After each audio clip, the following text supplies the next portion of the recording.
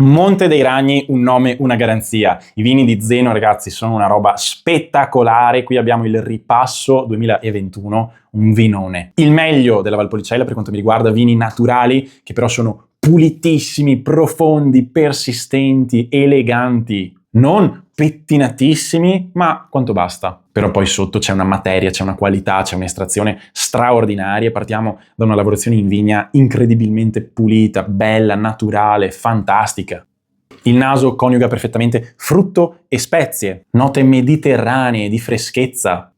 In bocca è sia caldo e avvolgente che fresco, snello, teso, di grande bevibilità, c'è tannino, c'è acidità, richiama la beva, fa sete. Vino eccezionale, vino straordinario, buonissimo, veramente piacevole, elegante, che non stanca, che non ti stufa mai, ne vuoi ancora di più, un calice tira l'altro, la bottiglia finisce molto velocemente.